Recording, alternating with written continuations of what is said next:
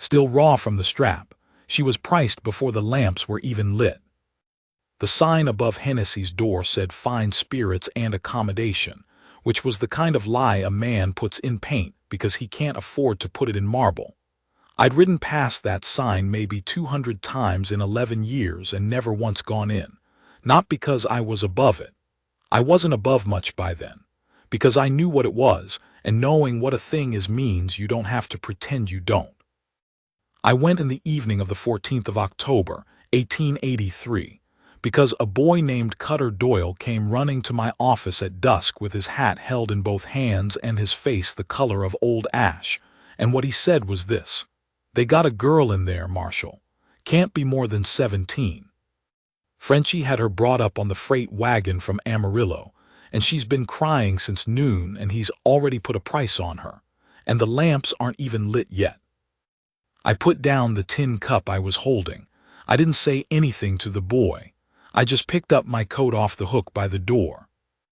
That's how it started, not with some grand decision, not with me sitting at a desk weighing the moral calculus of it. I put down a cup of coffee that had gone cold 2 hours before, and I walked out into the last of the October light, and I went through those batwing doors for the first time in 11 years. My name is Cole Arbuckle. I was 59 years old that October. I had been the law in Cutter's Creek, New Mexico Territory for 11 of those years, and before that I had been a scout for the Army out of Fort Sill for 9 years, working with the 4th Cavalry through the Panhandle country and down into the Llano, and before that I had been a lot of other things that don't matter to this telling. I had been married once to a woman named Ruth Cleary, who died of scarlet fever in the summer of 1869, and I had been alone since. Not lonely mostly. Just alone, which is its own thing and a different thing, though from the outside they look about the same.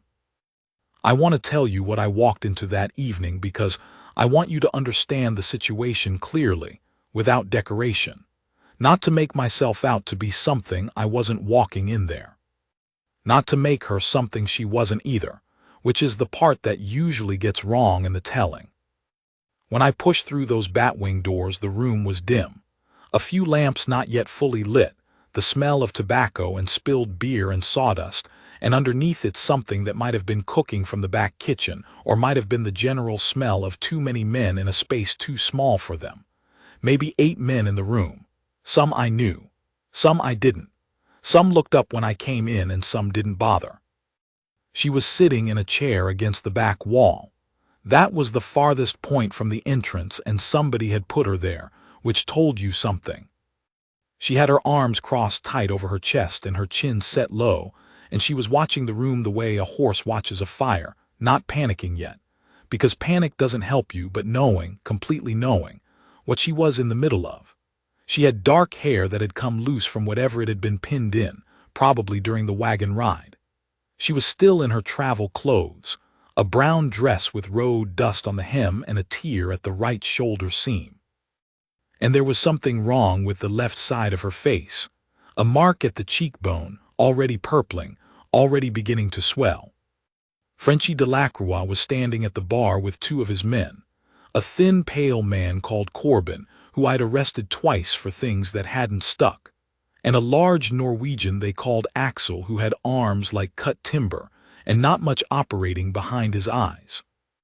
Frenchie was a man of maybe 45 who wore a brocade vest that cost more than most men's horses, and who had come to this territory from New Orleans, or said he had.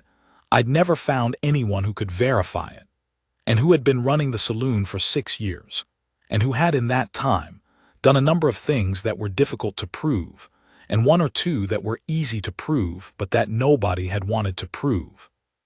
For reasons having to do with money, and the particular cowardice that money produces in men who have gotten comfortable.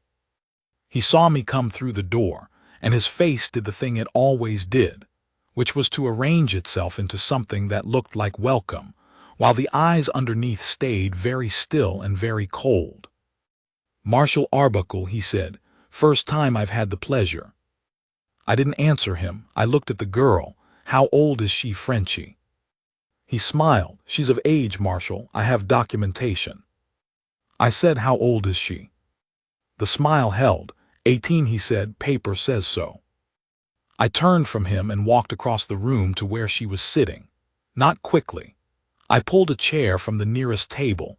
The legs scraped on the wood floor, and the men nearby shifted slightly, the way men shift when they don't know whether to be curious or ready, and I set it down across from her, and I sat in it. She watched me the whole time. Her eyes were brown and clear, and there was no trust in them, which made complete sense, but there was something else in them.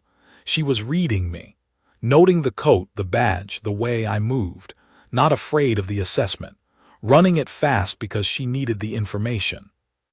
I said, what's your name? She said, Nora. I said, Nora what? She said, Nora Vass. My father was Hungarian. Is that relevant? I said it wasn't. I asked her how she had come to be in this room, and she told me straight, without softening or decoration. She had been working in a dry goods store in Amarillo for 14 months, she said, running the counter and keeping the ledger. The man who owned it, a man named Pruitt, had sold the store and had included in the sale what he described to the buyer as certain liabilities attached to the business, which had apparently included her. Nobody had explained this to her until two men she'd never met came to the store's back door before she'd opened it one morning and put her on a freight wagon. By the time she understood what was happening, the wagon was moving. The man she'd been sold along with the inventory and the counter furniture, and the store cat was apparently the man in the brocade vest. She told me all of this quietly and with her arms still crossed and her eyes on my face the whole time, and no excess in it. No plea and no performance, just the facts. Then she said, are you here to help, or are you here to make sure I don't cause trouble? That landed. Of all the things she might have said, that was the right one, because it stripped the situation to the only question that mattered: whether I was there for her or for the smooth operation of an arrangement I was being asked to enforce. I said, I'm here to help. She looked at me for a moment, the bruise at her cheekbone in the bad light, the assessment in her eyes. She said, I've heard that before. I stood up. I turned around and walked back to the bar. Frenchie was watching me with the arranged expression, and Corbin and the big Norwegian had shifted their weight in the way men do when they're doing math. I said, she's leaving with me tonight. Frenchie's smile got 1 degree warmer, which was how he communicated that the conversation had moved into a phase where money was the right language. He said, Marshall, I've got a bill of sale on that girl, notarized, a legitimate instrument of commerce. She's an asset of this establishment. I said, a bill of sale for a human person is not a legal instrument in the United States of America or in this territory. I imagine you're aware of that. He said, I imagine there are judges in this territory who see these things more nuanced than that. He wasn't wrong about that, which was the frustrating part. There were 2 judges in the territory I'd have taken this to and gotten a fair result, and one was 140 miles north in Taos, and one had died of pneumonia in September. The one I was most likely to get on short notice was a man named Wardell, who had Frenchie's money in his pocket in ways that were widely known and never spoken about openly, which is how those arrangements always work. I stood there for a moment. I looked at Corbin and then at Axel and then back at Frenchie. I said, here's what's going to happen. She's going to stand up and walk out that door with me right now. You and your men are not going to move to stop her. If any one of you makes an attempt to interfere, I'm arresting both of them for obstruction, and I will find a charge for you specifically that will stick regardless of which judge hears it, because there's enough on the federal side of what you've done here that Wardell's reach doesn't touch it. And then I'm going to write a letter to the federal marshal's office in Santa Fe, laying out the freight wagon from Amarillo and the notarized bill of sale for a human being. And the protection you've bought in this county is not going to travel that far. Frenchie looked at me for a long time. The arranged face was gone now. What was underneath it was the real thing, colder and more honest. I always preferred the real face. It's easier to work with than the performed one. He said, "She belongs to this establishment. I have paper on it." I said, "Watch me." I turned around and walked back to Nora Vass. She had been watching the exchange. She was already sitting forward, already almost on her feet. I said, "Let's go." She stood up without hesitation, and we walked toward the door. I felt Frenchie's men at my back for every foot of that room, and I did not look around. When you look around, it means you're not sure. I was sure. The batwing doors swung behind us. The October air was cold and smelled like coming rain and horse and the wet clay smell of the street. We walked down the boardwalk. Neither of us said anything for the better part of a block. She said, "Where are we going?" I said, "My office first, then a boarding house." She said, "All right." My office was a narrow building between a harness shop and an empty lot. I unlocked the door and lit the lamp, and she came in and stood in the middle of the room and looked around it. There wasn't much. A desk with 11 years of use on it, 2 chairs, the gun rack, a shelf with a few books and a coffee tin, and some things I'd stopped being able to account for. A cot in the back room that I used sometimes when it was too late to ride home. She said, "Where do I go from here?" I said, "There's a boarding house 3 streets over. Mrs. Alcott runs it. It's decent." She said, "I don't have any money." I said I'd cover the first week, and she'd have time to find something from there. She looked at me. The lamp was bright enough now that I could see the bruise fully. The swelling had a specific shape that told me it hadn't been made with an open hand. She said, "Why?" I said, "Because it's the right thing." She said, "Men who say that usually want something back." I said, "I know, I don't. You can believe that or not. Either way, the room at Mrs. Alcott's is available." She looked at me for a moment. Then she made the decision. I could see it. Not trusting me, she had no foundation for trust yet, and she'd have been a fool to offer it, but accepting a practical fact. The room was there and she needed it. She nodded. We walked to Mrs. Alcott's. I knocked and explained the situation in about 4 sentences, the short version, and Mrs. Alcott, gray-haired and solid and not a woman who wasted time on unnecessary reactions, looked at Nora and said, "Come in, girl, you look like somebody used you for a road." She said it flat, not unkind, just efficient, and that was exactly the right register. I walked back to the office. I sat down. I thought about Frenchie, and about the judges available in this territory, and about what 6 weeks of a federal mail lag looked like in practical terms. I thought about Nora Vass on that freight wagon from Amarillo looking out at the territory, and knowing something wrong was happening, and not being able to stop it. I didn't sleep much. In the morning I rode out to my property, 4 miles east, a small working ranch. A house and a barn and some grass I ran cattle on, enough to justify holding the land. I fed the horses and walked the fence line on the north pasture where a section had been giving me trouble all fall. The October land was the color of old copper in the morning light. The grama grass dried down, and the sky that particular high blue that only comes after a cold front passes through. I thought about what was likely to happen next, and I built a list of steps in order, which is how I've always worked. Not rushing at the whole problem at once. Finding the first thing and doing it, and then finding the second thing. The first thing was making sure she had work that didn't belong to Frenchie. I came back to town and went to Mrs. Alcott's, and she was already up and eating biscuits at the kitchen table.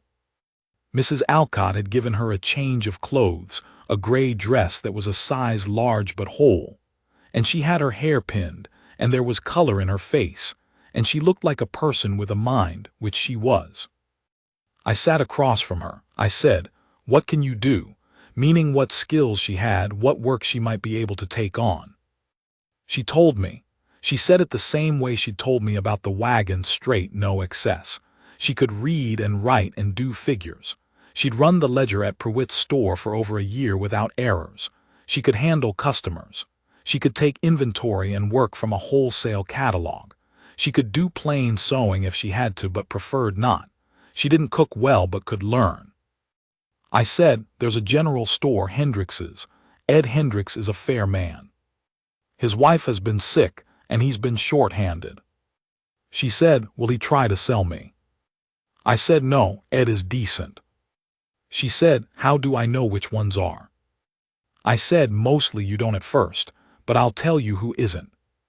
She thought about that, then she said, all right. She asked me about the town then, about its structure, about who held what, about how the money moved. Not out of fear, out of the same practical orientation she brought to everything, building her map.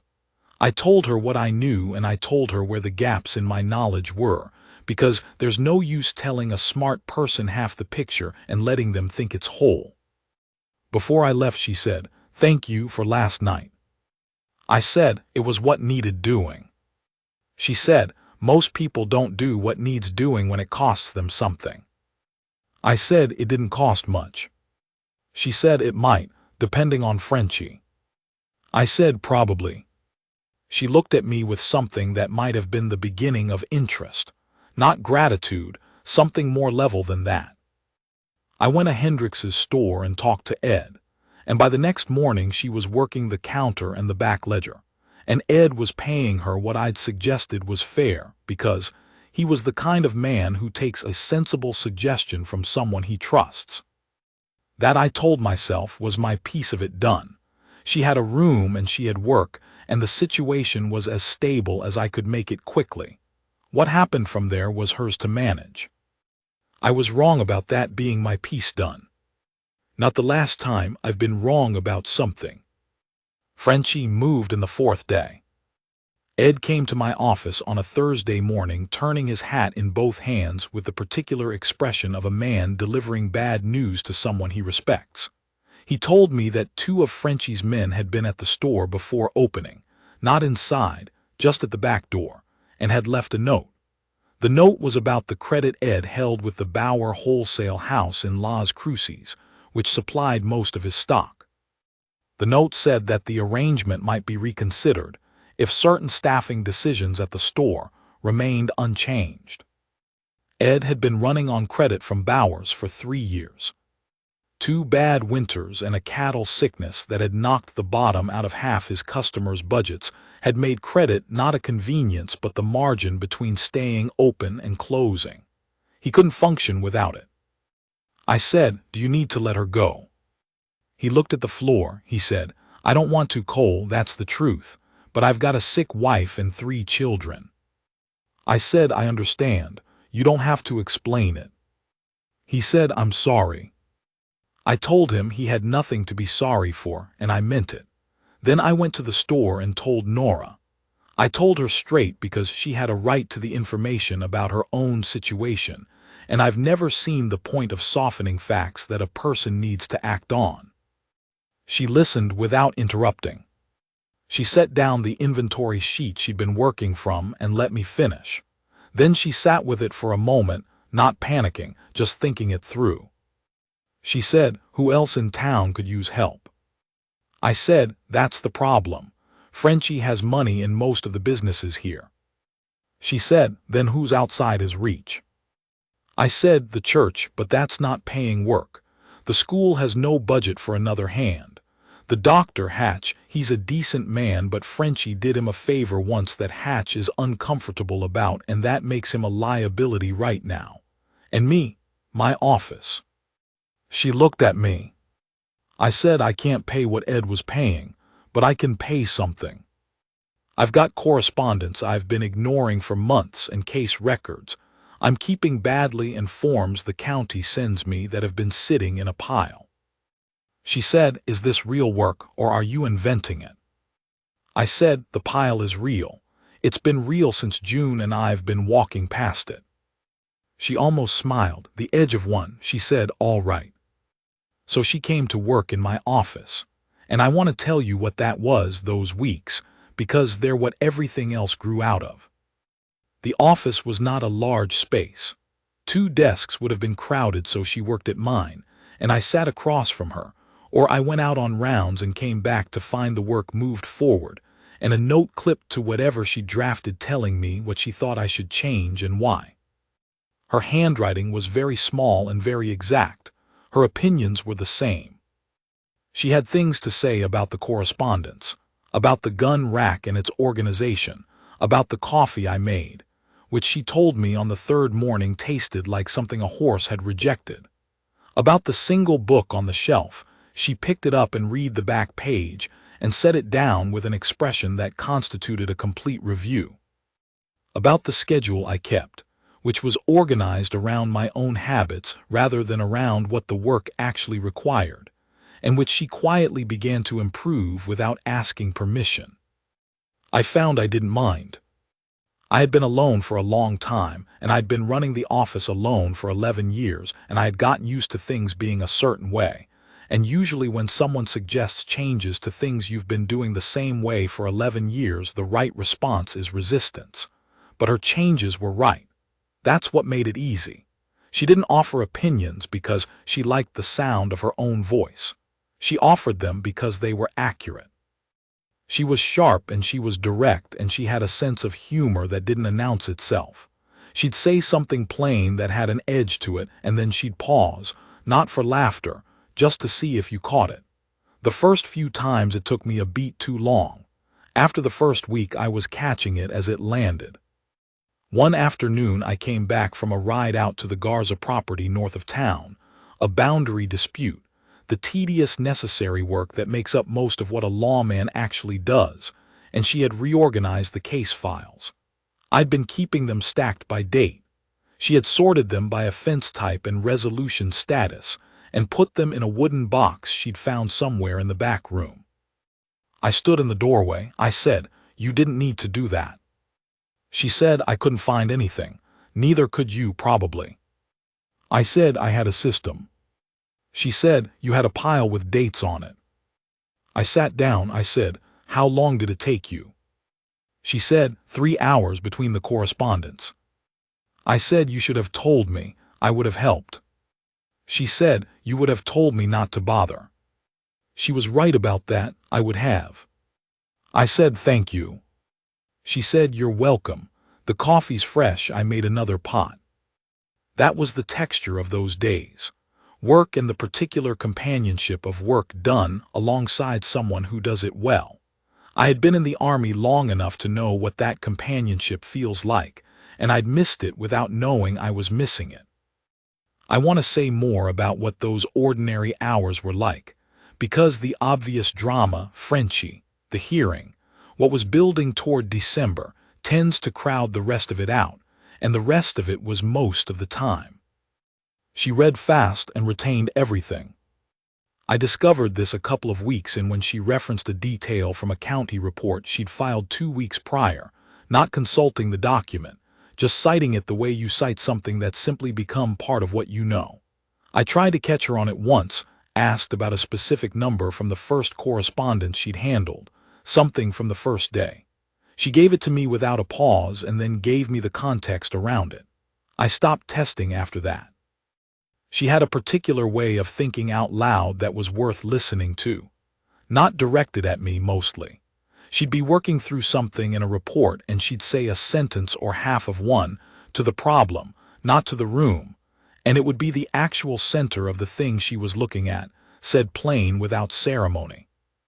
I started to listen for it. It was more useful than most conversations I'd had with men twice her age. She did not complain. I want to note that specifically because it was a specific quality, not an absence.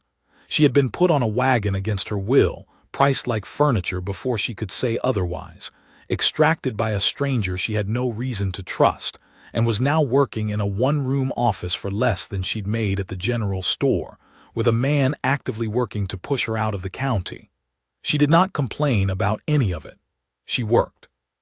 She noted problems and addressed them and made forward progress the way a practical person does one thing in order, the next thing after that. That doesn't mean she wasn't carrying it. I could see it in the evenings sometimes when the work was done and the office got quieter, a tightness around her eyes that wasn't there mid-morning, The way she'd go still for a moment that was a beat longer than the situation called for. She was carrying every bit of it. She just wasn't putting it down on someone else's table. I respected that more than I had words for at the time. There was a late afternoon, the third week of November, when I came back from riding out to the Bernal family's property to sort out a water rights question. 2 hours on a horse in the cold, for a conversation that took 10 minutes, which is how most of that work goes. And she had already locked up the front and was in the back room waiting for me, sitting in the chair by the cot with a book in her lap. Not reading it, just sitting. I said, "Everything all right?" She said, "I just didn't want to walk back to Mrs. Alcott's in the dark tonight." I said, "I'll walk with you." She said, "I know, I was waiting for you." She said it simply, looking at the book in her lap. I hung up my coat and poured 2 cups of the coffee she'd made before she closed up the front, which was the right temperature still, because she made it in a heavier pot than I used, and I handed her one and sat down on the cot, and we sat there in the back room in the last of the afternoon light. She said, "Do you get tired of it?" I said, "Of what?" She said, "All of it. The town, the same problems, the same men doing the same things they've always done." I said, "Sometimes." She said, "What keeps you at it?" I thought about it. I said, "Most of it is ordinary, but every once in a while something is wrong and you're the one who can do something about it. That still means something to me." She said it should. I said, "Does that seem simple?" She said, "Simple things are usually the real ones." We sat there until the light was done. Then I walked her back to Mrs. Alcott's and came back to the office and sat in the dark for a while before I lit the lamp. About 2 weeks in, she came through the door in the morning, and the bruise at her cheekbone had almost healed, but there was a cut on her lower lip that hadn't been there the evening before. I stood up from the chair. I said, "What happened?" She put her coat on the hook and sat down at the desk and put her hands flat on the surface. That was her tell. When she was deciding how to frame something, she put her hands flat. She said, "Corbin was waiting outside Mrs. Alcott's last night, after I got back from here. He said Frenchie wanted me to know my situation hadn't changed and that I should think carefully." I looked at her lip. I said, "You should have come and got me." She said it was late, and I handled it. I said, "Nora." She said, "Mrs. Alcott keeps a fireplace poker by the kitchen door. I'd borrowed it just in case. Corbin wasn't expecting that. It helped some, not enough." I said, "I'm going to go talk to Frenchie." She said, "That won't change what he intends. He'll just tell Corbin to be more careful next time." I said, "I know." She said, "Then why go?" I said, "Because if there's no consequence, Corbin does it again tomorrow, and because Frenchie needs to know the math has changed." She was quiet for a moment, then she said, "Be careful." Just those 2 words. She said them quietly and without drama, looking at me, and then she looked back at the desk. I got my coat. I found Corbin first because that was the right order. He was at the livery arguing with a stable hand about a horse, and I came up behind him, and I got a hand in his collar, and I walked him to the wall and put him against it. I told him what would happen to him specifically if he put his hands on Nora Vass again. The arrest, the jail time, the way Frenchie's tolerance for a liability tended to expire when that liability became inconvenient. He was a big man, but he'd been doing rough work for someone else long enough to know when the math didn't favor him. He went still. Then I went to Frenchie. He was at his usual spot at the bar with his glass of something that cost too much, and he looked at me with the cold thing showing plainly underneath. I said, "Your man put his hands on a woman last night." He said, "I don't know what you mean." I said, "I know you do. I'm telling you now that anything that happens to Nora Vass in this town, anything at all, gets attributed to you personally, not to whoever you sent, to you, and I will find something to charge you with that Wardell can't make go away." He said, "Cole, He used my given name the way a man uses a pointed instrument, deliberately, to put you in a position. You're very exercised about a girl you barely know. I said I know her well enough. She's under my protection and you know that now. We're done talking. I walked out. My hands were steady. What I felt walking out wasn't anger. Anger is hot and diffuse. What I felt was settled. The kind of settled you get when you've made a decision that was actually made a while ago and you've just now acted on it. I told her about it, not to make a speech, because she had a right to know what had been said and what had been put on record. She listened. She was looking at the desk while I talked, not avoiding my eyes, just thinking. She said, under my protection. Is that how you see it? I said, it's what I told him. Whether it's the frame you want is up to you. She said, I've had protection before. It's always had a cost built in. I said, I understand why you'd think that. She said, you're not going to tell me you're different. I said, I'm going to tell you the facts. I don't want anything from you. The protection is because it's right and because it's my job in that order, and what you make of that is entirely your decision. She was quiet for a long moment, longer than comfortable. She said, you're a strange man, Cole Arbuckle. It was the first time she'd used my name. I said, I've been told. She said, I'm going to keep watching you. I said, that seems reasonable. She picked up the correspondence she'd been working on and went back to it. I sat down and looked at the wall for a moment and then found something useful to do. November came in hard and stayed that way. Snow in the first week, which was early, and the kind of cold that found the gaps in the building and set up residence. I brought in extra wood. She started making the coffee when she arrived in the mornings before I got in, and I came through the door on the second Tuesday to find it already made and hot, and I drank it without saying anything because it was better than what I made and we both knew it, and there was no point in having a conversation about it. She was changing the office in small ways, not dramatically, not all at once, the case file box, the correspondence. She brought a book from Mrs. Alcott's lending shelf one week, and it appeared on the desk, and I read a chapter of it while she was at lunch, and it was better than the one I'd been working through for 6 months. She found a small lamp in the back room that worked better than the one on the desk for close work and moved it forward. She got the county almanac from somewhere and put it on the shelf where I could find it.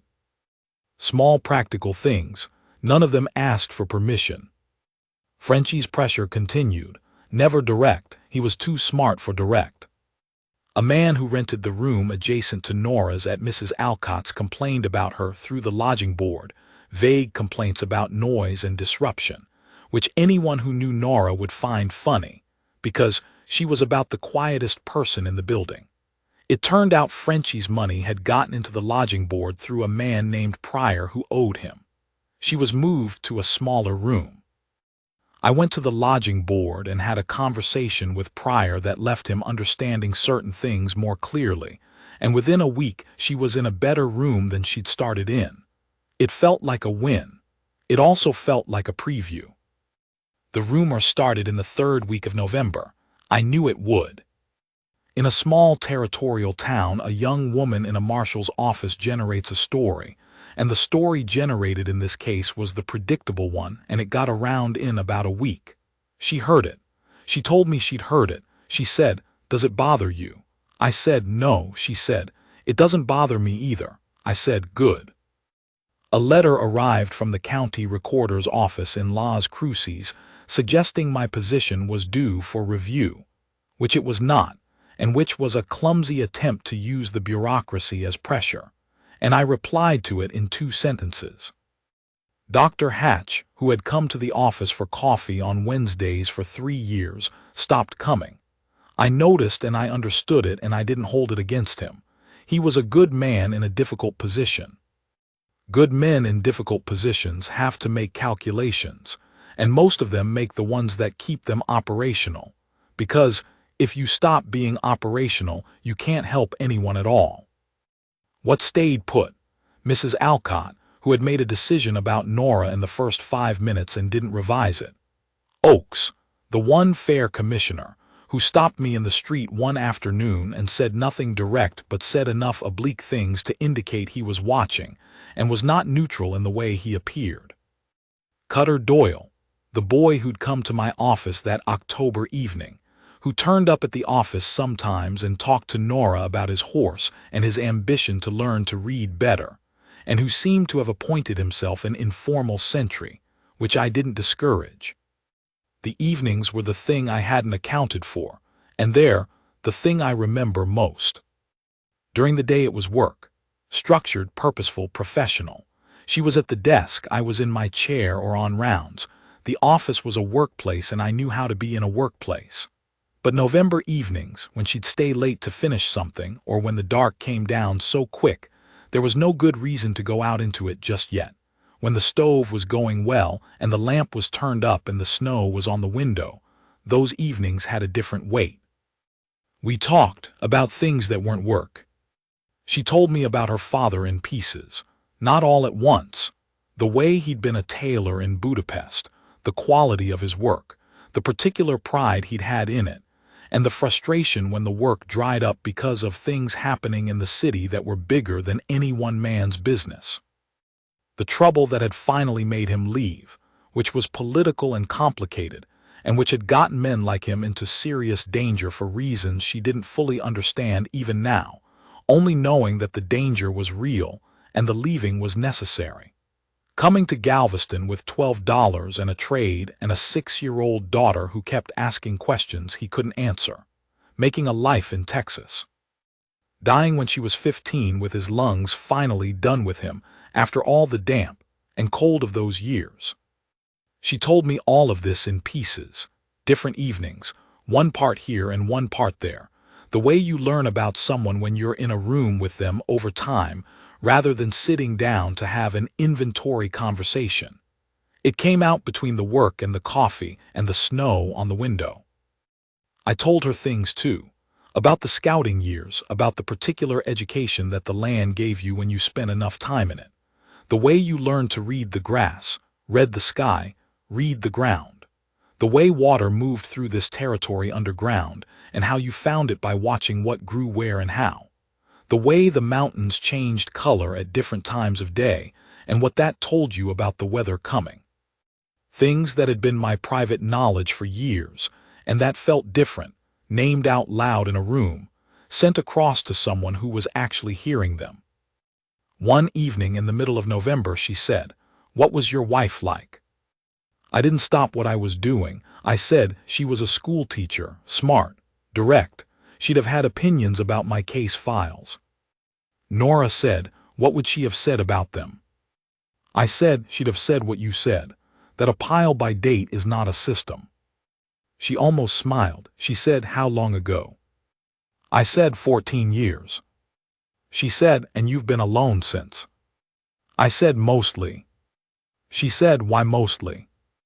I said, "There were a year or two in there where I tried not to be. It didn't work. Mostly because I didn't want it to enough to make it work." She looked at me. She said, "What would make you want it enough?" I said, "I don't know, something that felt worth the trouble of changing." She said, "Is changing trouble?" I said, "At my age, everything you've been doing one way for a long time is trouble to change. But some trouble is worth it." She said, "I think that's right." She gathered up the papers she'd been working from and put them in order and said good night and put on her coat and went out into the November dark. I sat in the office for a while after. There was another evening, a Thursday in the last week of November, when she came back after supper because she'd forgotten something at the desk and I was still there, hadn't been home yet, and she found me sitting in the office in the dark with the lamp not lit. She stopped in the doorway. She said, "Are you all right?" I said, "Yes, just thinking." She came in without being asked and lit the lamp herself and sat down across from me, not at the desk, just in the chair. She said, "What are you thinking about?" I said, "How much I can actually protect you if this goes the wrong way." She was quiet for a moment. Then she said, "That's not yours to carry." I said, I put you in this situation by walking out of that saloon with you. If I'd arrested Corbin instead and gone to Wardell and played it through channels," she said, "Wardell would have found in favor of Frenchie's paper." I said, "Probably." She said, "And I'd be back in that building." I said, "Probably." She said, "Then you made the right call, and whatever comes from it is what comes from it. Stop sitting in the dark about it." I said, "You sound like you've given this speech before." She said, "I've given it to myself. About 20 times since October. You've been doing everything right, Cole. Frenchie being a powerful man with local influence is not something you did." I said, "I know that." She said, "Do you?" I said, "Mostly." She said, "Work on the rest of it." She picked up the thing she'd come back for, a receipt she needed to file in the morning, and she put on her coat. At the door she paused and looked back at me. She said, "Blow out the lamp when you leave. Don't sit in the dark." She went out. I sat there for another minute. Then I blew out the lamp and went home. The weeks that built toward December had a quality of suspension to them, like the air before a storm when the pressure has changed but the storm hasn't arrived yet. Frenchie was quiet but present. His men came into the office once in that period on a pretense about a theft complaint, not a real theft, just a reason to stand in the room and look at her and at me and take stock. She sat at the desk and watched them with her hands flat and said nothing. After they left, she said, "It's coming." I said, "I know." She said, "When?" I said, "When he thinks he has enough. He's building something." She said, "What are we building?" I said, "We sent the letter to Santa Fe. That's our thing. The rest is patience." She said, "Patience, all right." But there was something more she wanted to say. I could see it. She said, "I'm not good at waiting for things to happen to me. I've been waiting since October, and I've been doing it because you said the letter was the right move, and I think you're right. But I want you to know that if there's something else to do, I want to know about it." I said, "I know. If there's something else, I'll tell you." She said, "Together?" I said, "Yes." She said, "I mean it, Cole. This is my situation. I don't want to be managed through it." I said, "I know. I'm not managing you. You're in it with me the same way I'm in it." She looked at me for a long moment. Then she nodded once, the particular nod she gave when she'd made up her mind about something, and went back to work. He moved the first week of December. I'd expected direct confrontation. His men, my office, something I could arrest someone for. What he did instead was smarter.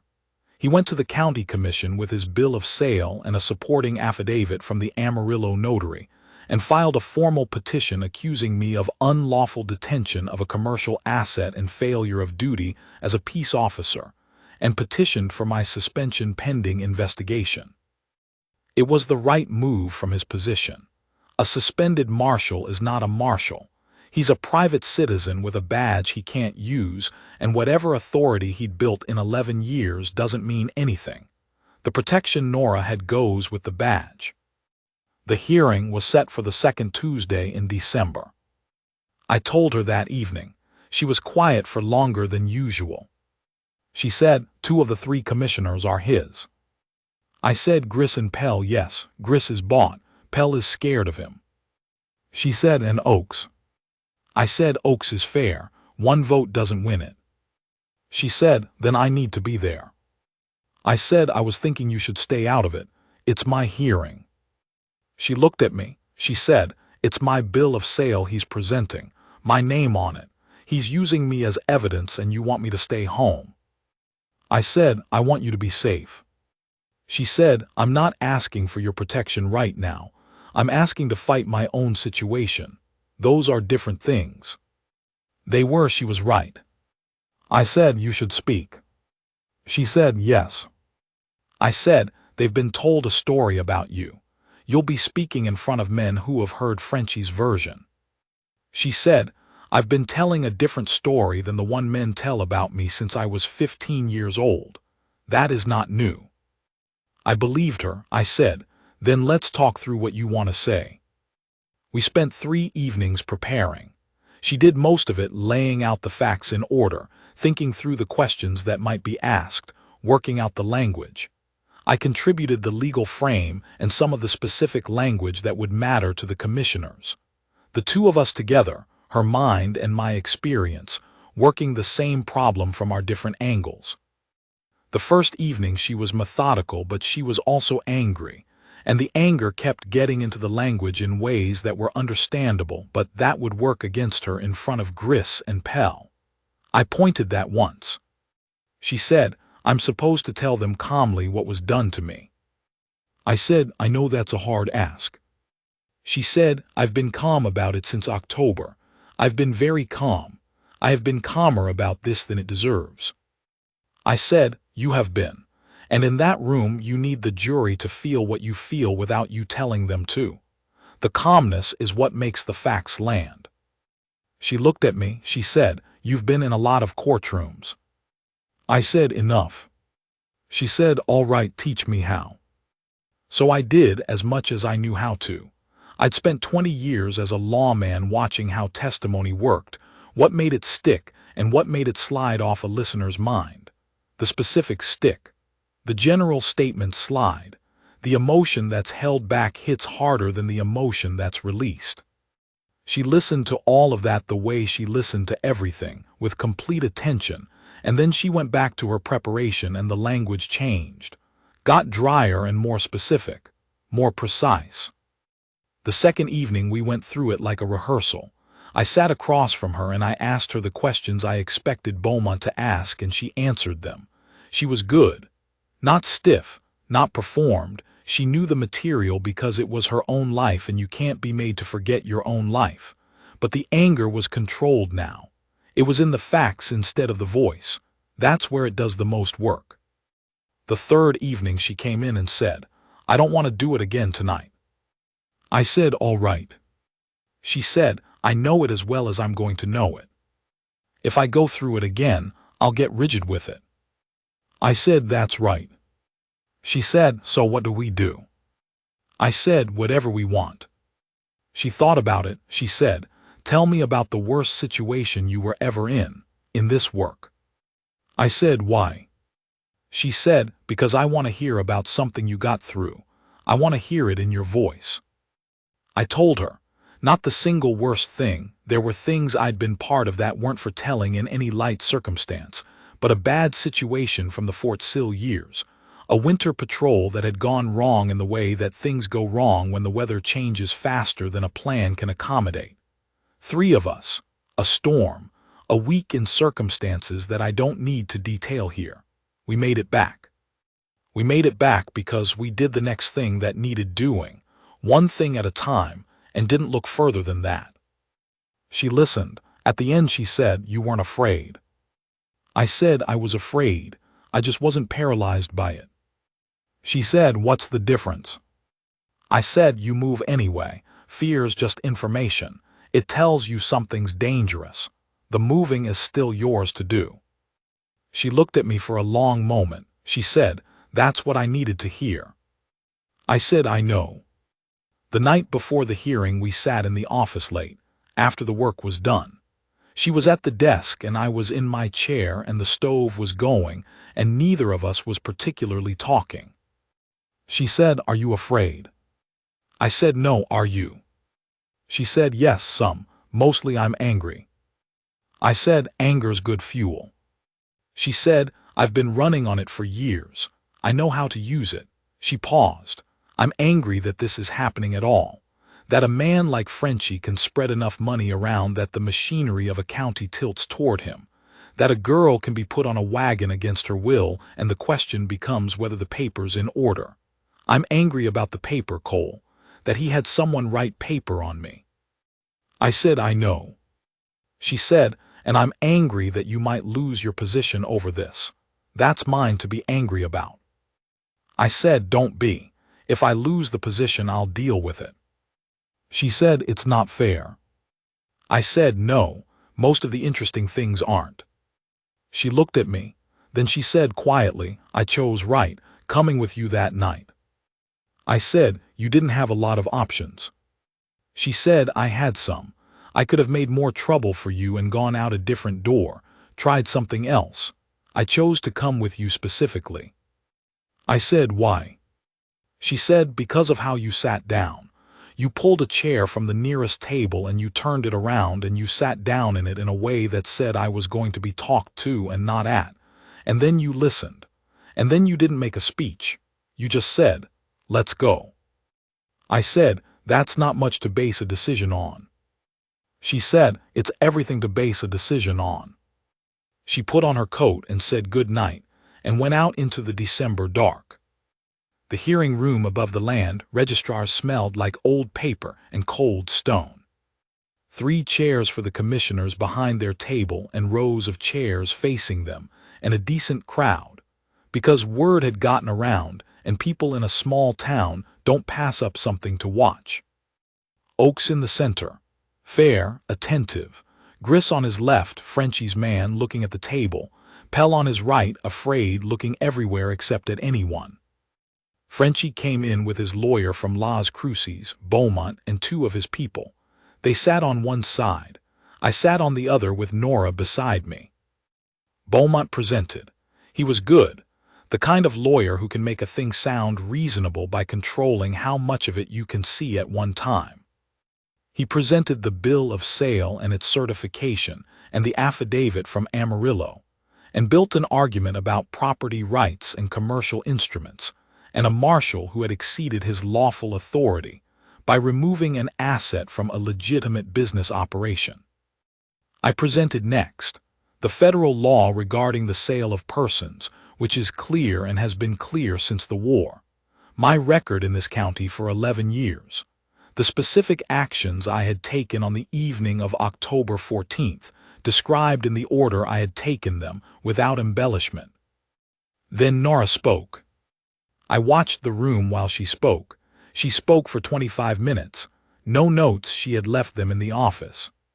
She started with the dry goods store in Amarillo, and she went through each thing in order, every fact with a name attached, every event with a date.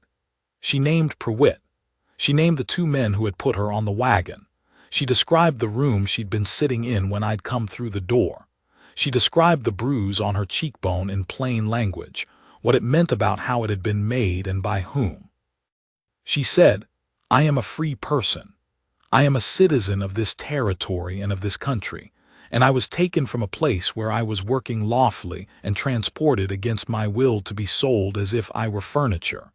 And the only lawful action available to the marshal of this county was to walk in that door and walk me out." She said, 2 weeks ago I filed a complaint with the federal marshal's office in Santa Fe detailing what I have described to you today. I expect that office has received it by now, and I expect they will have questions for the people in this county about where they were standing when this came to a point. She said it without threat. Just a woman naming facts and letting the weight of them settle where they were going to settle. The room was very quiet. Oak said, "Miss Vass, you filed a federal complaint." She said, "Yes, sir." He said, "When?" She said, "The 3rd of November, 2 weeks ago."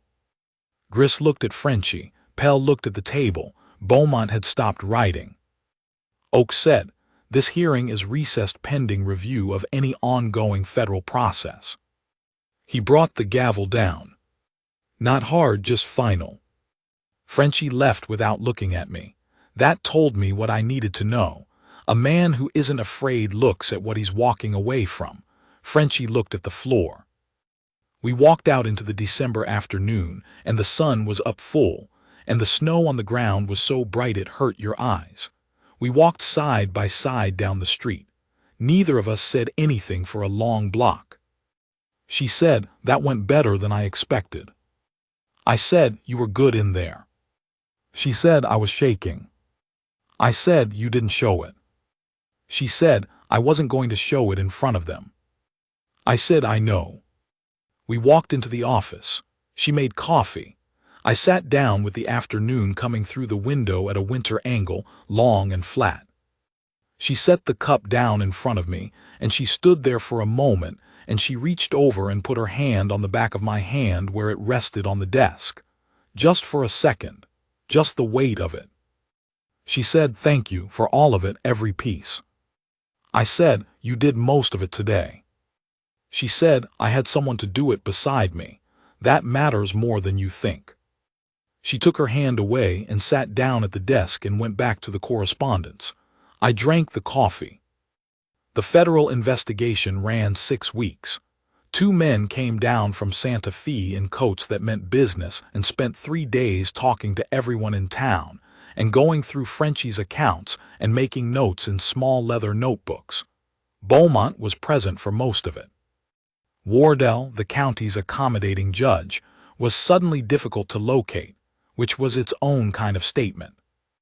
Frenchie's men kept clear of the office. The town went quiet in the way a town goes quiet when it's waiting to see which way something is going to land before it shows its hand. We worked. That is what I remember most clearly about those 6 weeks. We just worked. The county correspondence got handled and the case files stayed organized, and the quarterly report that I normally spent 3 weeks dreading got done in 4 days because she sat down with it and saw how it wanted to be organized and did it. I started to understand the county's administrative needs better than I had in 11 years, because she explained them to me in language that was clearer than the language the county used to explain itself. There was an afternoon she asked me to show her the ranch. Not something I'd offered, she asked for it specifically, said she wanted to see where I lived. I took her out on a Saturday when the weather had gone calm and bright, her on the sorrel mare I kept for when I had a guest, me on the bay. 4 miles east and then up through the south pasture and along the creek line. She didn't talk much riding out. She was looking at the land. The dried grass and the rocks and the mountains east, and the particular quality of the December light in this country, which is clean in a way that's hard to explain, like the air's been rinsed. We came up over a rise and the ranch buildings were below us.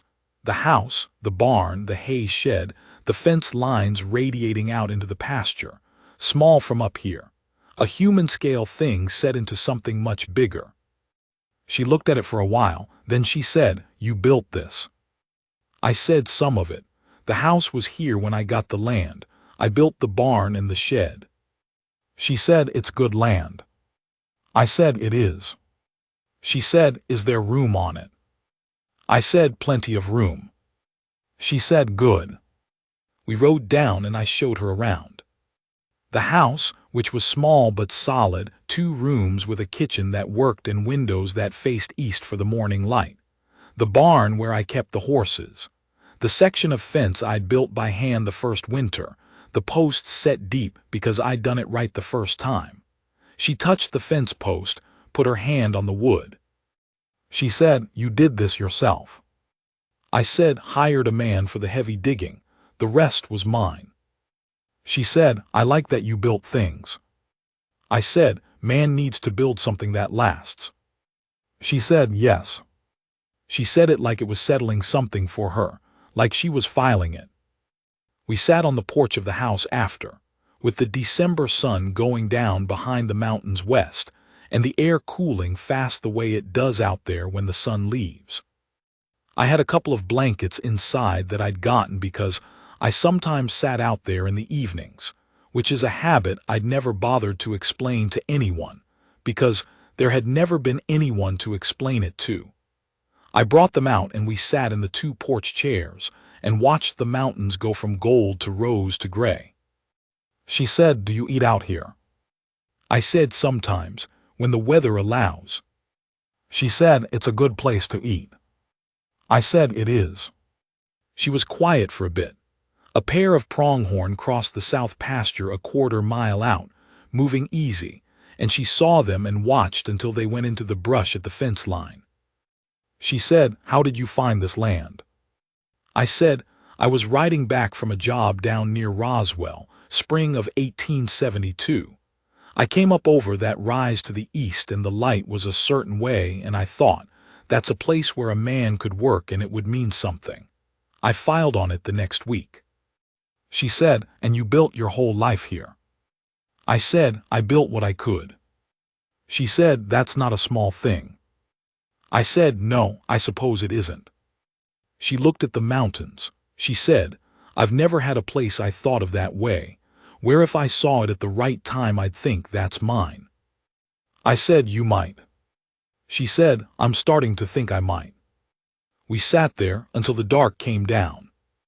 I went in and lit the kitchen lamp and made supper, which was what I had, which was beans and salt pork and cornbread that was only about half as bad as usual, and we ate at the kitchen table. She ate without ceremony. She ate the way a person eats when they're hungry and the food is in front of them and there's nothing required of them right now, and I thought, she's comfortable here. She's comfortable in this house. That was its own particular thing to notice. I rode her back to town after dark, because there was no reason not to and because the road was known country to me and I'd been riding it at night for years.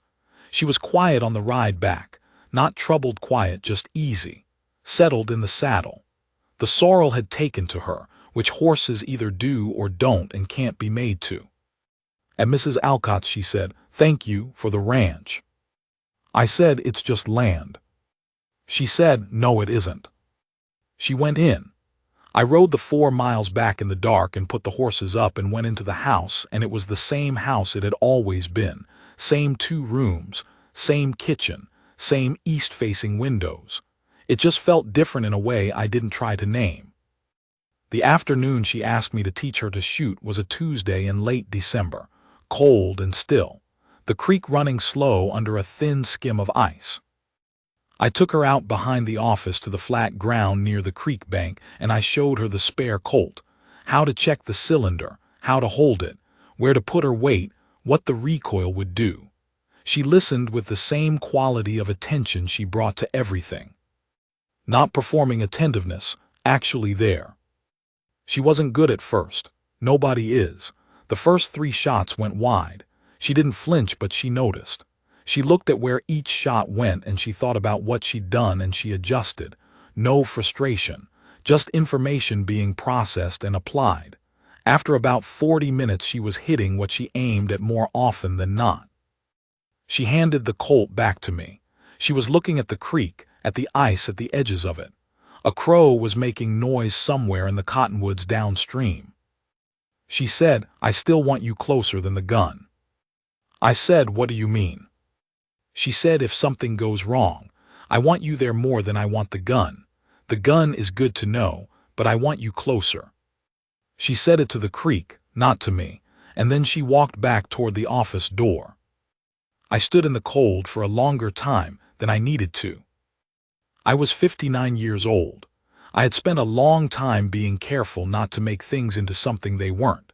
Not because I was a cold man, I wasn't, though I'd been called that, but because I'd learned the particular pain of seeing what you wanted in a situation that was something else. I'd been careful about that for 14 years. But that sentence was in the air, and it didn't dissolve the way a misread thing dissolves when you look at it plainly. It stayed. I stood there in the cold and I turned it over, and from every angle it meant what it meant. I went back inside. The letter came on the 3rd day of January. Addressed to both of us, which told you how Santa Fe had read the complaint. I read it first and then handed it to her, and she read it sitting at the desk with her hands flat on the table on either side of the page. The investigation had determined the bill of sale was fraudulent. Pruitt and Amarillo had misrepresented Nora Vass as a contractual liability of a business she had never had any legal relationship to.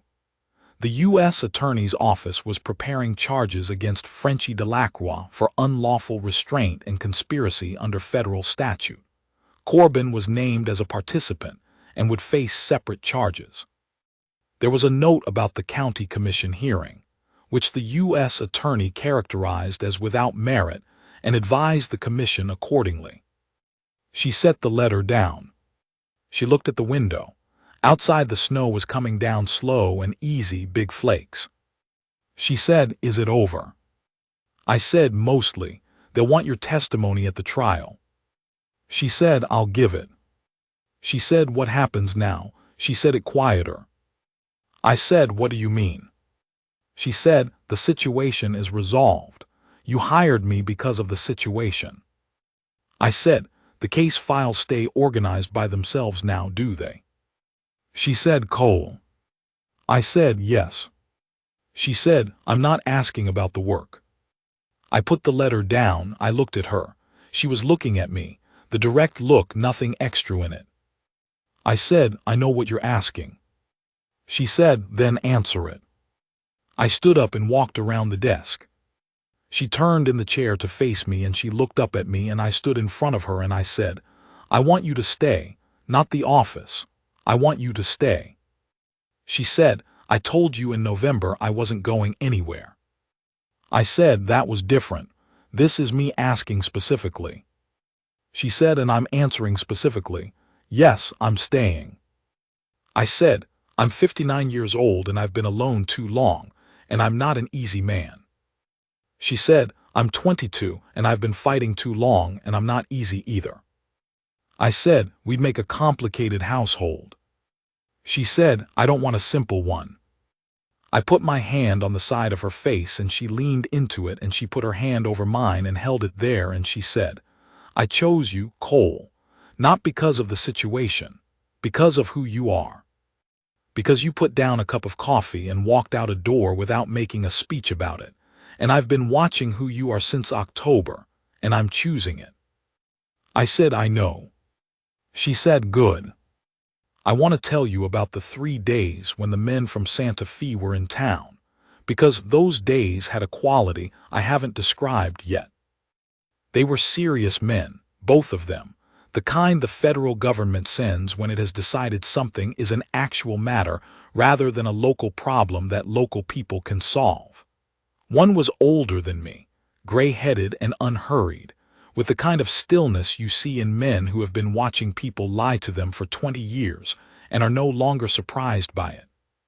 The other was younger, maybe 35, who wrote things down fast and looked at everything twice. They came in on a Monday and they were done by Wednesday evening. During those 3 days the town held its breath. You could feel it. The kind of collective silence that comes over a place when something is being decided. Frenchie's men, who had been part of the furniture of the town for years, became suddenly difficult to locate. Beaumont, the lawyer, was visible constantly, always slightly adjacent to the 2 men from Santa Fe, but never quite with them. She came to the office on Monday morning, and I could see she was keeping herself steady by an act of discipline. I said, You all right? She said, yes. I said, they may want to talk to you. She said, I know. I've been ready for that since October. They talked to her on Tuesday afternoon in the office, with me present at her request. She answered everything they asked directly and completely, and she didn't embellish and she didn't hedge. The older man, whose name was Carver, looked at her for a long time after the last question and then said, You have a very clear recollection of events, Miss Vass. She said, I've had reasons to keep them clear. He nodded. He wrote something down, that was all. After they left, she sat very still for a moment. Then she said, I think that went well. I said, it went well. She said, how do you know? I said, Carver doesn't nod when things don't go well. He just writes and moves on. She said, you've dealt with Carver before. I said twice, he's thorough. He's fair. She said, good. She took a breath. Then she went back to the filing she'd been doing before they came in, picked up exactly where she'd left off. That was Nora Vass. That was the woman I was watching from my chair across the office. She had been transported on a freight wagon and priced for sale and fought back for months and testified to 2 federal officers about the whole of it, and then she picked up the filing where she'd left off. Not because she didn't feel it. Because there was still work to do and the work was hers, and she wasn't going to put it down just because things were hard. In the weeks between the letter from Santa Fe and February, the town rearranged itself the way towns do when the balance of power shifts. It didn't happen all at once or dramatically. It happened in small signals. Griss, the commissioner who'd been Frenchie's, stopped coming into the general store on the days he knew Nora was there, which was all of them, because she'd gone back to helping Ed Hendricks 2 mornings a week now that Frenchie's leverage over Bauer's wholesale had dissolved. Dr. Hatch came back to the Wednesday coffee, sat down, and said nothing about the preceding months, and I said nothing about them either, which was the right way to handle it. A man named Calloway, who'd been making things quietly difficult for Mrs. Alcott's lodging board, stopped doing that, because the particular protection he'd been operating under was no longer available. Frenchie himself was gone by mid-January. Closed the saloon, settled whatever he needed to settle, and was out of the county before the federal warrant was officially served. He'd known it was coming. Smart men usually do. The town without Frenchie in it was both the same town and a different one. The same buildings, the same faces, the same dust and cold, and the particular quality of winter light in the territory. But the air had changed. The weight of the thing that had been sitting over the county for 6 years was not there anymore, and people felt it even if they didn't say so, the way you feel the absence of a bad smell you'd stopped noticing. She felt it too. Not with relief exactly. She wasn't the kind of person who relaxed completely once a threat was gone, because a threat being gone doesn't mean the next one isn't somewhere out ahead. But something in her shoulders dropped about half an inch and stayed dropped. I noticed. There was an afternoon in late January when she came back from the general store, and she was almost, I want to say happy, but that's not quite it. She was something adjacent to happy, lighter than usual. She came in and sat down and said, "Cutter Doyle's mother told me this morning that the lodging board is going to give Mrs. Alcott the rate reduction she asked for 2 years ago, and that Pryor is not going to block it anymore." I said I heard. She said Mrs. Alcott deserves it. She's been fighting that for 2 years. I said she has. She said it's a small thing. I said small things add up. She looked at me. She said yes, they do. We worked January into February. The case files got deeper because winter always brings more disputes indoors, property, debts, men who have been cooped up too long making bad decisions. She handled more of the correspondence on her own now, with my signature but essentially her language, and the county office in Las Cruces had started addressing letters to Marshal Arbuckle and office, which had never happened in 11 years of it just being Marshal Arbuckle. I noticed and said nothing. February came in with a thaw, the borrowed week of warmth this territory sometimes offers at the end of winter, and we rode out together on a clear Saturday, her on the sorrel, me on the bay, out through the south pasture, and up to the mesa where you could see 100 miles of country. I'd ridden that way alone for 9 years. The land was the same. What was different was having someone beside me in it. She pulled up at the top and looked out at it. The mountains south and the flats east, and the thin winter sky, so blue it seemed like something you could put your hand through. She said, "I understand now why you stayed." I said, "It gets a hold on you." She said, "It already has, faster than I expected." I said, "You're a quick study." She said, "When the subject is worth it." She looked at me. I looked at her. The sun had come around to the west and it was on her face and the loose dark hair. I said, "Nora." She said, "Yes." I said, "I want to ask you something."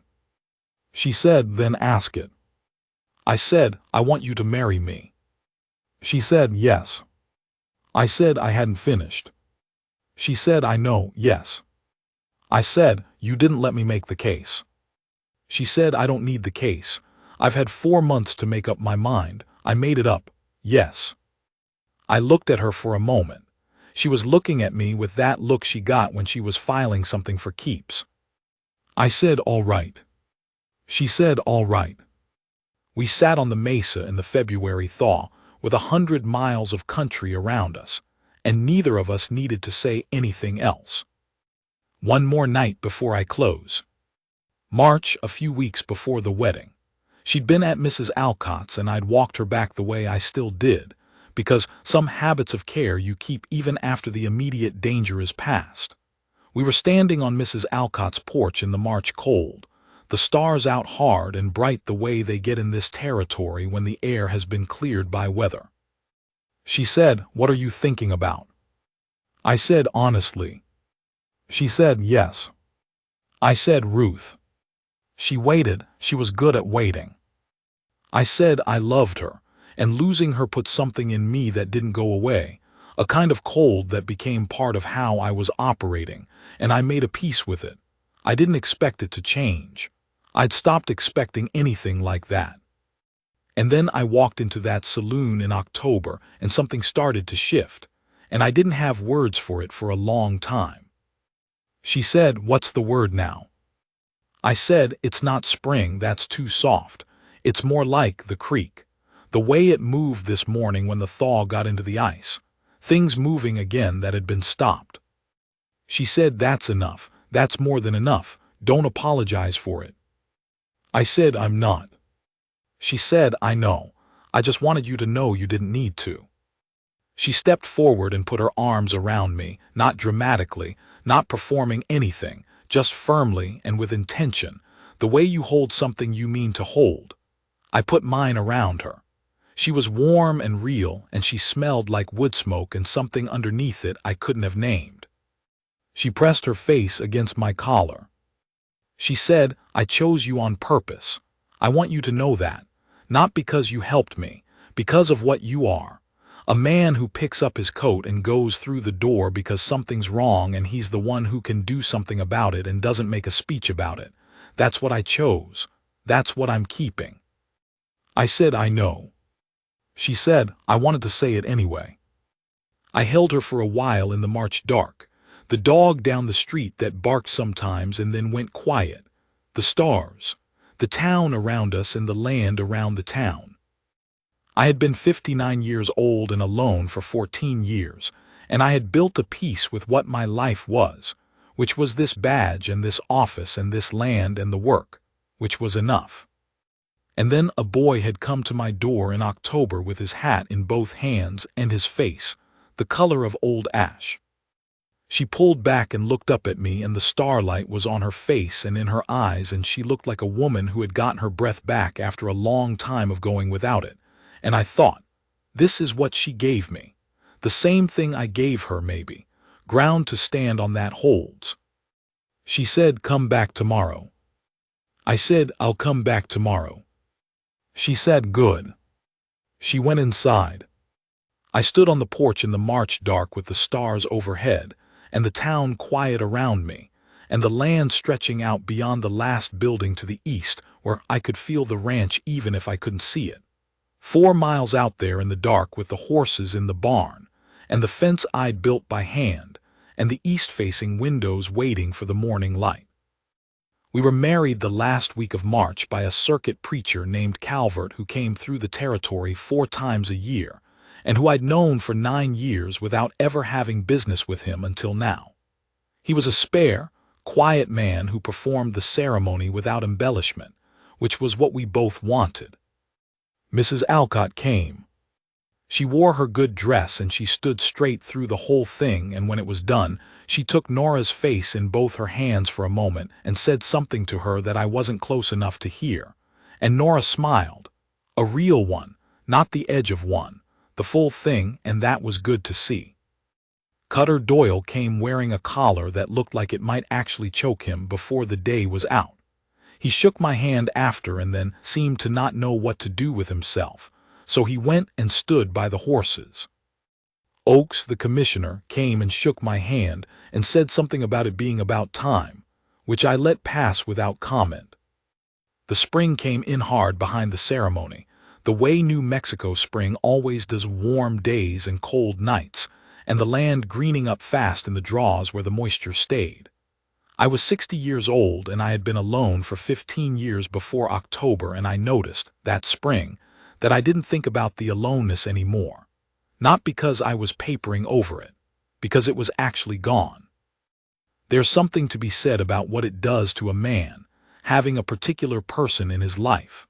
Not a warm body or a companion or even a partner. Those are all descriptions that point at the category without describing the specific thing.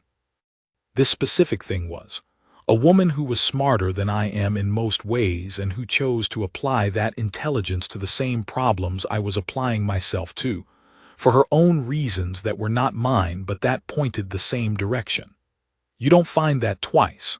I'd found it once before and lost it, and I hadn't expected to find it again, and I hadn't looked, and here it was. The federal trial was in May in Las Cruces, a week's ride south. We rode down together. She testified for 2 days, Frenchie's trial first, then Corbin's separately. She was the same in that courtroom as she had been in every other difficult room I'd seen her in, clear and specific and without extra. She named everything she could name, gave dates where she had them, said plainly what she didn't know when she didn't know it. The jury in Frenchie's case took 5 hours, less in Corbin's. We rode back home in early June with the land already dry and hot, the early summer pressing down on the territory. She rode beside me for most of the return the way she'd ridden out, not talking much, watching the land. The sorrel had her number by then completely. The horse knew her step, knew the particular way she held the reins, had decided something about her that horses decide and don't change. About 15 miles north of Las Cruces, somewhere out in the flat, dry country between one town and the next, she said, "It's done." I said, "Mostly." She said, "Mostly, yes." She looked at the horizon east. She said, "What's next?" I said, "The spring work on the north pasture, the fence section I've been putting off.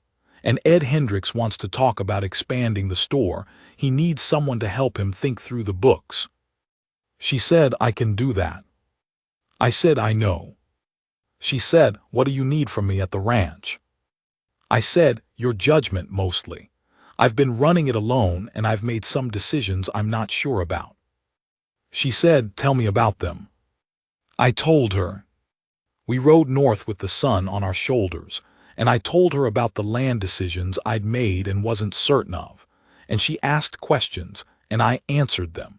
And by the time we could see the mesa above the south pasture, she had 3 opinions, and one of them was the same as mine and 2 of them were better. I said, "You should have grown up on a ranch."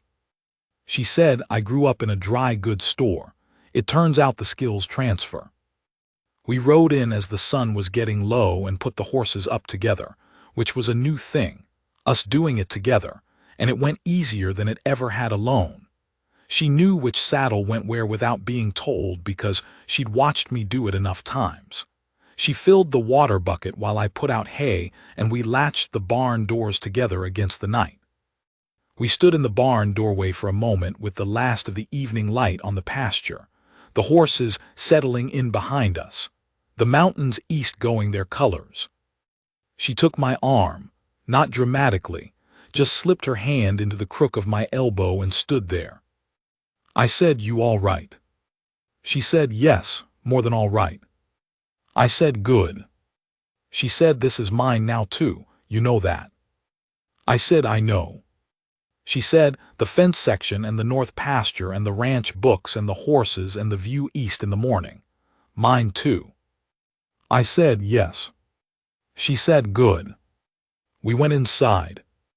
I lit the lamp in the kitchen, and she put water on for coffee, and the house had the smell of supper waiting to be made, and the particular sound of 2 people moving around a kitchen together, which is its own kind of thing that's hard to describe but easy to recognize when you have it.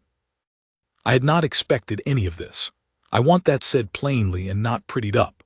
I was a man of 59 with a small ranch and a badge and a 1-room office and a life that worked, that was solid and earned in mine, and I hadn't been looking for more than that. A boy came to my door in October with his hat in his hands, and I put down a cup of cold coffee and I walked out a door. That's the whole event. That's what everything else came from. Men ask me sometimes, not many. Most men don't ask each other about their lives in any direct way, but a few have how this happened. How a man at 59, after all those years, ended up with a woman like her. And I've never had a clean answer for it because there isn't one. The honest answer is what I've been telling you. I did what was right because it was right and not for any other reason. I stood in front of her situation when nobody else was going to. I provided what I could provide, protected what I could protect, and I did not ask for anything back. That's the thing I know how to do. It is the thing I've always known how to do, and the thing I've spent my life trying to do cleanly and without speeches. And a woman who had been backed into a corner and priced before the lamps were even lit looked at all of that, and she chose it. She chose me. Not because she owed me. Not because the situation left her no other options. Because by the time she made the choice, the immediate situation was resolved and she had options. She chose because she saw something worth choosing. I think about what that means. Not to get grandiose about it, I'm not a man given to grandeur. But I think about what it means for a man to be seen, not performed for, not managed. Seen, straight on, by a person with clear eyes who has no particular reason to flatter you. She saw what I was, a 59-year-old man with a small ranch and an old badge, and a way of doing things that had been the same for years, stubborn in the right places and unremarkable in most of the others. She saw that and she said yes. That is not nothing. That is, in fact, the only thing that has ever mattered. She is sitting across from me at the desk in this office right now. The desk that is as much hers as mine. The quarterly census reports are in front of her, and she has the small line between her brows she gets when she's thinking through a problem, and she is humming something very quietly under her breath the way she does when she thinks I'm not listening. The morning light is coming in at its March angle, and it finds the side of her face and the dark hair and the set of her jaw. I am 60 years old. My coffee is better than anything I ever made for myself. The case files are in order. The correspondence is handled. The plant on the windowsill that should be dead in this climate is not dead. And there is a woman in this room who chose this room and what's in it, who walks into it every morning and starts the coffee and sits down at the desk and gets to work, and who said once on a porch in March, "I chose you on purpose." I put down a cup of cold coffee in October.